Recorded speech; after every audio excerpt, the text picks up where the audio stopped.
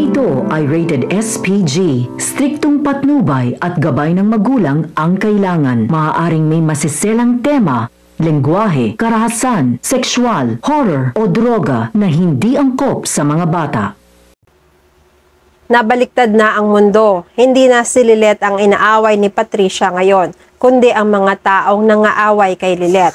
Mapapaniwala kaya niya si Lilet sa pagpapanggap niya? Abangan natin sa Lilet Matias, Attorney at Law. Nagdududa si Lilet dahil nung nabubuhay pa si Ino, nakausap niya si Ino na buo ang loob nito na linisin ang pangalan niya at gusto na niyang magbagong buhay. Kahit naniniwala pa si Tinang at ang pamilya niya na ginawa ni Ino na bawiin ang sarili niyang buhay, kabaligtaran naman si Lilet. Lumapit siya kay Kurt para sabihin ang nararamdaman niyang paghihinala. Parehas pala kina Tinang ang pakiramdam ni Kurt. Pakiramdam ni Kurt, si Ino nga talaga ang pumatay kay Attorney Mir. Kasabwat ni Ino si Evelyn. Kaya nung nakalaya si Lilet, na guilty si Ino. Kaya niya naisipan na bawiin ang buhay niya. Ang payo ni Kurt kay Lilet, wag nang mag-iisip si Lilet na walang kasalanan si Ino. Dahil siya naman talaga ang may kasalanan ng lahat. Pinaayos ng pulis ang mga labi ni Ino at pinadala sa morgue. Sumunod ang mag-asawang CRD at Lorena rito. Hindi matanggap ni Lorena ang nangyari sa nag-iisa nilang anak. Niyakap ni Lorena ang bangkay ni Ino. Nakayakap rin sa kanya si CRD. Napansin ni Lorena si CRD at nag-umpisa na silang magsisihan. Unang sinisi ni Lorena si CRD na siya ang may kasalanan kung bakit ganito ang nangyari sa anak nila. Gusto sana itago ni Lorena sa ibang bansa si Ino para lumayo sa kapahamakan, pero kumontra lang si CRD. Ganon rin si CRD, sinisisi niya rin si Lorena dahil sa pangungonsinti niya kay Ino sa mga kalokohan na ginagawa ng anak nila. Iyak ng iyak si Lorena. Sabi ni CRD, wag na sila magsisihan dahil silang dalawa na lang ngayon. Dapat silang maging malakas para sa isa't isa. Silang dalawa na lang ang magkakampi ngayon. Nagyakapan sila at patuloy pa rin ang pag-iyak ni Lorena. Sa kabilang banda, magpapalit ng ugali si Patricia para hindi siya paghinalaan na siya ang mastermind sa mga nangyari. Siya ang boss ni Evelyn. Nalaman niya ang kinaroroonan ni Evelyn dahil sa location sa cellphone nung minsan tawagan siya nito.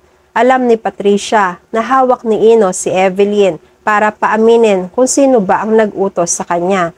Alam rin ni Patricia na nasa kote na talaga si Evelyn at anumang oras ay ikakanta siya nito, kapalit ng buhay at kalayaan niya sa kamay ni Ino.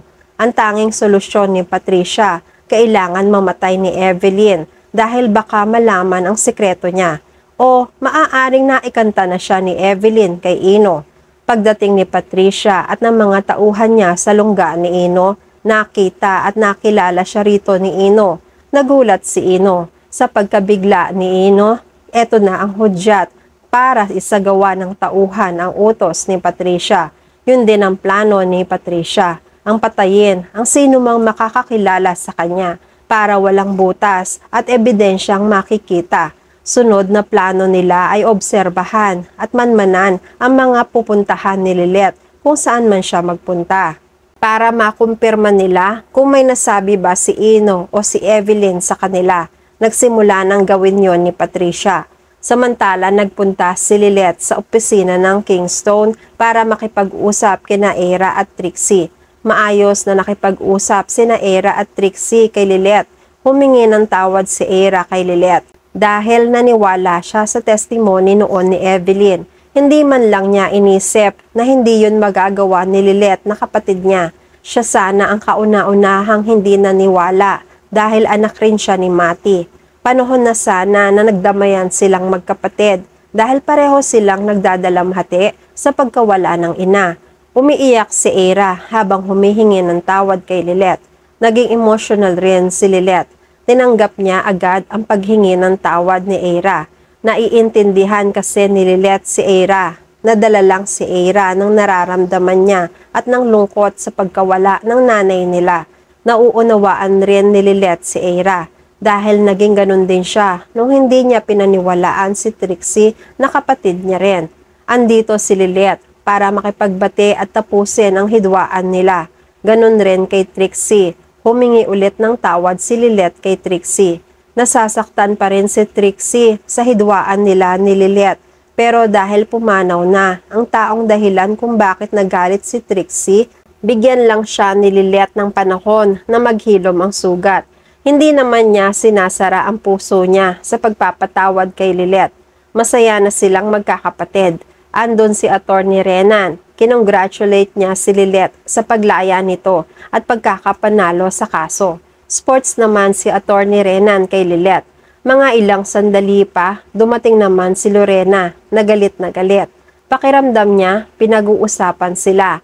Lalo na ang anak niyang pumanaw. Nagpatuloy sa paninisi si Lorena sa ibang tao. Nung pumasok sila ni CRD sa opisina, niratratan ni Lorena ng salita ang magkapatid na abogado, sina Lilet at Eira. Ano ang topic ng usapan niyo rito? Pinagbibintangan niyo pa rin ba ang anak ko?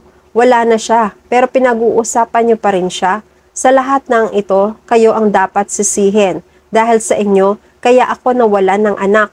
Inawat ni Lilet si Lorena sa pagsasalita nito. Huminahon ho kayo ka Lorena, wag ho kayong manggulo dito. Nanggigil si Lorena kay Lilet. Sinumbatan niya si Lilet. Mayabang ka na ngayon, Atty. Lilet. Baka nalilimutan mo. Wala ka sa kinalalagyan mo ngayon kung hindi dahil sa akin. Galit na binalik ni Lilet ang panunumbat ni Lorena. Sabi ni Lilet, matagal ko na hong pinagbayaran yon. Nung bulagin niyo ako sa kasinungalingan para talikuran ko ang sarili kong kapatid na nirape ng anak niyo. Galit na galit si Lorena. Sinabihan niya si Lilet na walang utang na loob, sabay hablot sa buhok nito para sa bunutan. Sinaktan ni Lorena si Lilet. Umawat naman sina Eira at Trixie. Nagagalit sa ginagawa ni Lorena sa kapatid nila. Bigla-bigla sumulpot si Patricia. Walang kaalam-alam si Lilet na sinusundan pala siya ni Patricia dahil nag-iba siya ng ugali mula sa pagiging masama kay Lilet ay naging mabuti siya ngayon rito. Naging bayani pa siya kunwari para hindi siya paghinalaan ng lahat.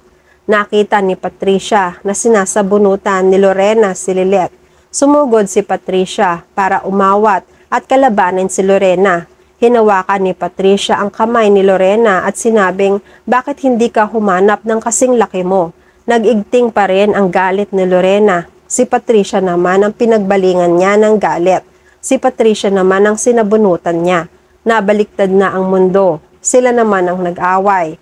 Inawat ni Lilet, Eira at Trixie sina Patricia at Lorena hanggang sumigaw na si Atty. Renan para awatin sila. Nagkahiwalay ang dalawa dahil hinila ni CRD si Lorena at hinila naman ni Trixie si Patricia. Nag-walk out si Lorena na masama ang tingin sa kanilang lahat.